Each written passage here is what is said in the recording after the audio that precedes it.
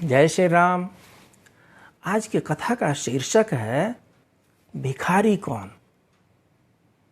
आप भी ध्यान देंगे तो आपको समझ में आएगा कि भिखारी कौन है। सामाजिक व्यवस्था पर एक बहुत बड़ा कुठाराघात है। इसको ध्यान से सुनेंगे कि भिखारी कौन। अपनी नई नवेली दुल्हन किरण को शादी के दूसरे दिन ही दहेज में मिली नई चमचमाती कार में बिठा करके दिनेश लॉन्ग ड्राइव पे निकल गए। और लॉन्ग ड्राइव पे निकले तो स्पीड कम होने का नाम नहीं ले रहा है, हाई स्पीड में चलते जा रहे हैं। किरण ने उनको बार बार मना किया, इतना स्पीड में न चलाइए। उन्होंने बोला, अरे तुम क्या जानो गाड़ी चलाने का आनंद कितना होता है। मैं तो कभी सपने में भी नहीं सोच सकता था कि मुझे अपनी गाड़ी चलाने का मुझे मौका मिलेगा। अभी तक तो मैं दोस्तों की गाड़ी चला रहा था, आज मैं अपनी गाड़ी पर बैठा हूँ। और मैं तो गाड़ी खरीद भी नहीं सकता था, इसीलिए तो तुम्हारे पापा से, तुम्हारे डैडी से हमने गाड़ी की मांग रखी थी। किरण ने बोला, चलो ठीक है, थोड़ा सा म्यूजिक का साउंड तो कम कर देते हैं। म्यूजिक का साउंड कम कर ही रही थी, तब तक अचानक गाड़ी के सामने एक कोई वृद्ध व्यक्ति आ गए।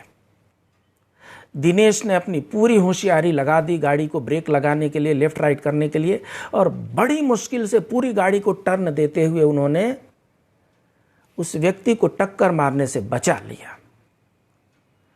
फटाफट किरण गाड़ी से नीचे उतरी और जाकर के देखी तो सामने वो एक अपाहिज व्यक्ति थे जो भीख मांग करके अपना गुजारा करते थे। दिनेश ने आओ देखा न ताव और बड़बड़ाने लगा, ये भिखारी मेरे कार के सामने ही आकर के मरना है। तुम लोगों ने तो देश का बेड़ा गर्क कर रखा है, काम धाम करना नहीं है, दिन भर इधर से उधर भीख मांगते रहना है। और भी अनाप शनाप बातें दिनेश कहने लगा। किरण जाकर के उस व्यक्ति को पकड़ी तो देखी कि वो अपाहिज थे और अपाहिज होने के कारण ही वो भीख मांग रहे थे। उनको पकड़ करके किरण ने और रोड में बगल में ले जा करके उनको बैठाई, उनसे क्षमा याचना की कि बाबा काका क्षमा कीजिए, थोड़ी हम बातों में मशगूल थे इसलिए ऐसी घटना होते होते बची, हम उसके लिए शर्मिंदा हैं। और हाँ, हमारी अभी शादी हुई है और ये 100 रुपये मैं आपको अपने तरफ से देती हूँ शादी का लड्डू खाने के लिए, मिठाई खाने के लिए। आप इससे मिठाई खाइए, आगे से थोड़ा होशियार होकर चलिए, और हम अपने जो स्पीड में चल रहे थे उसके लिए हम शर्मिंदा हैं, हमें क्षमा कीजिए। जो भिखारी थे वो ढेरों सारे आशीर्वाद किरण को दिए और उसके बाद से किरण गाड़ी में आकर के बैठ जाती है। बैठने के बाद से दिनेश ने कहा, तुम्हारे जैसे लोगों के इन्हीं बर्ताव से भिखारियों का मन बढ़ता जाता है, सर पे चढ़ जाते हैं। वो क्या जरूरत है उसके पास जाकर के हमदर्दी जताने के लिए। ये लोग रोड पर इधर से उधर घूमते ही रहते हैं। किरण से रहा नहीं गया। किरण ने कहा, वो भिखारी है, इसलिए भिखारी है क्योंकि अपाहिज है, एक पैर उसके नहीं है, और अपाहिज होने के कारण ही वो भीख मांग करके अपना गुजारा करता है। कुछ लोग तो शरीर से पूरे स्वस्थ हैं फिर भी भीख मांगते हैं। कहना क्या चाहती हो? तब उन्होंने बताया कि आप देखिए, ये अपाहिज है और ये भीख मांग करके अपना गुजारा इसलिए करता है क्योंकि ये चल नहीं सकता है। लेकिन आप तो हट्टे कट्टे हैं। क्या आपने हमारे डैडी से कार नहीं मांगा था? अब आप ये सोचिए कि जब आप हमारे डैडी से कार मांगे थे तो आपकी स्थिति कैसी रह गई।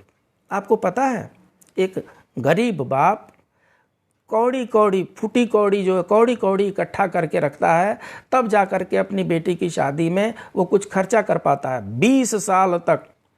20 से 25 साल तक अपनी बेटी को अपने खून पसीने से सींचता हुआ बाप बड़ा करता है और उस बेटी को शादी में कन्यादान के नाम से दूसरे के हाथ में दे देता है, और उसको उस कन्यादान के साथ गाड़ी, घोड़े, सामान, पैसे, कैश, ये सब देने पड़ते हैं।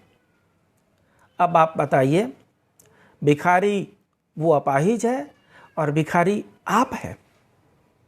दिनेश को सारी बातें समझ में आ गई थी कि असली भिखारी वो अपाहिज नहीं है, भिखारी तो हम जैसे दहेज के लालची लोग हैं, जो सारे शरीर में सारे अंग ठीक ठाक होते हुए भी इस इंतजार में रहते हैं कि कब हमारी शादी होगी और कब हम लड़की के बाप से मुंह मांगी कीमत वसूल करेंगे।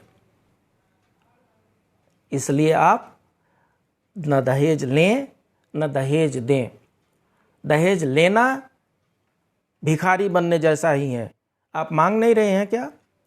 और दहेज देना भिखारी को दहेज देने वाली बात हो गई। तो इसलिए इस सामाजिक कुरीति से ऊपर निकलिए। न दहेज देंगे न दहेज लेंगे और ना कर्ज वाली दुल्हन को घर में साथ में लेकर के आएंगे। अभी आप समझ गए कि भिखारी कौन है। फिर मिलते हैं एक नई कहानी के साथ। तब तक के लिए जय श्री राम।